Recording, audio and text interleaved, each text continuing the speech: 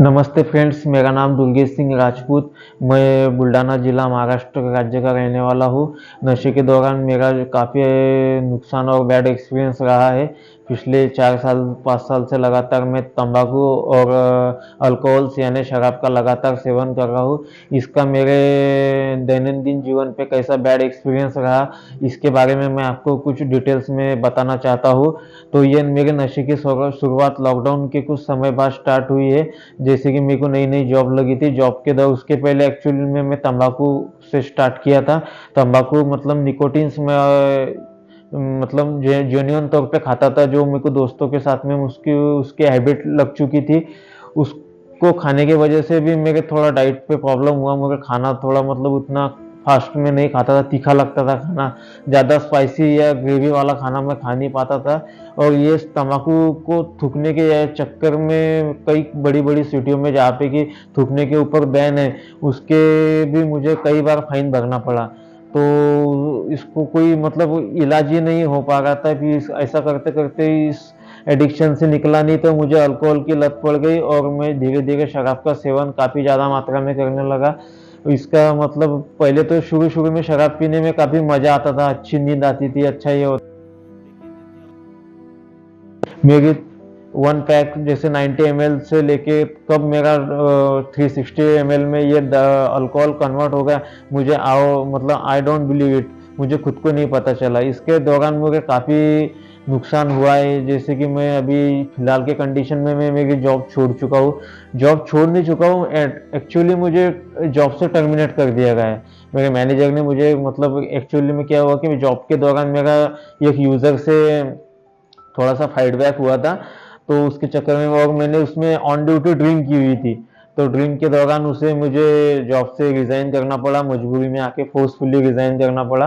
और फिलहाल जो भी मेरा पीएफ का पैसा बन रहा था कंपनी से, वो पीएफ का पैसा भी मेरा सारा शराब में हो गया। उसके बाद में मुझे जो बैंक की तरफ से मैंने 3 क्रेडिट कार्ड लिए थे, जिनका लिमिट भी एट लीस्ट 1 लाख समथिंग था, तो वो कार्ड भी मैं स्वाइप करता गया, स्कैन करता गया वाइन शॉप पे, बार पे, तो उसका एक्चुअल में मेरे पे 1.5 से 2 लाख रुपए एक्चुअली लोन इस 2 साल के दौरान हो चुका है।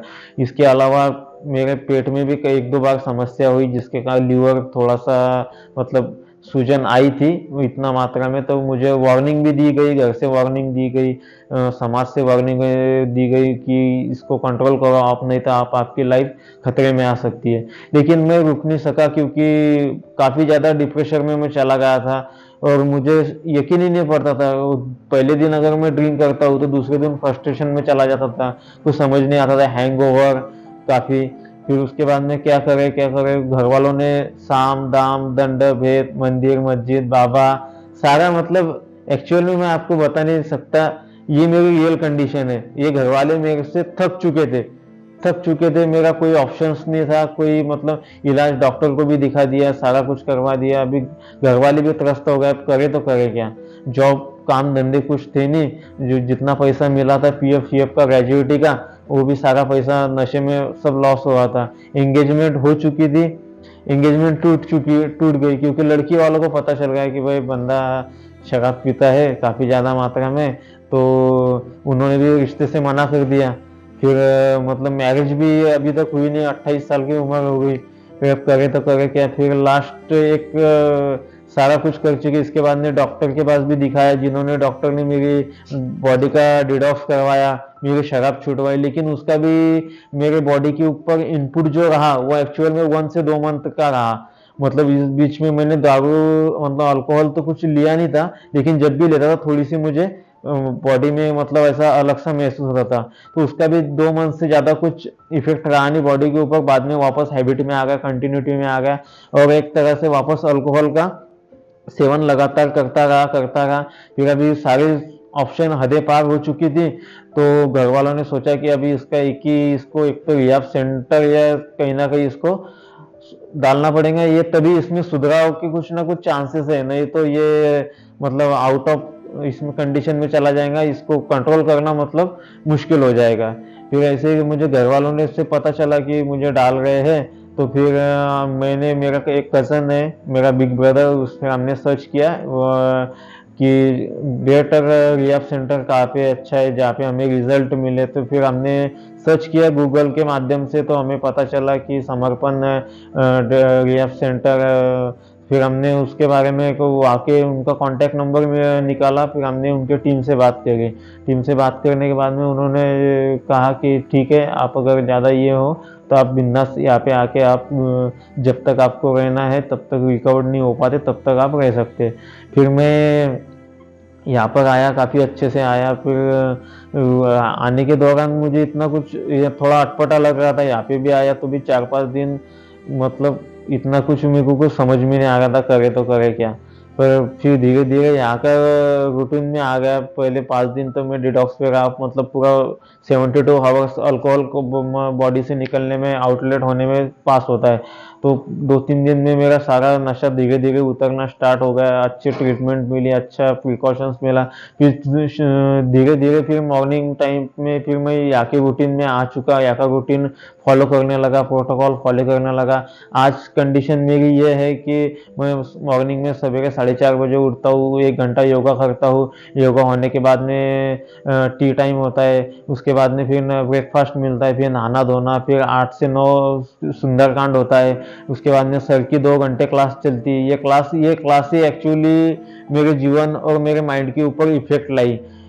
इस क्लास के माध्यम से ही मुझे पता चला कि नशे यह चीज में कुछ मतलब बर्बादी का एक साधन है, इसमें कोई वैल्यू नहीं है। और आप करियर और प्लस नशा एक साथ कभी सक्सेस नहीं हो सकता, ये मुझे यहाँ पे आने के इस क्लास के माध्यम से ही पता चला। अच्छे अच्छे काउंसलर यहाँ पे मतलब रेगुलर बेसिस पे डेली क्लास अटेंड कर रहा हूँ 2 घंटे की। उसके बाद में फिर लंच टाइम होता है, फिर रेस्टिंग टाइम होता है, फिर टी टाइम होता है। उसके बाद में फिर शेयरिंग क्लास होती है।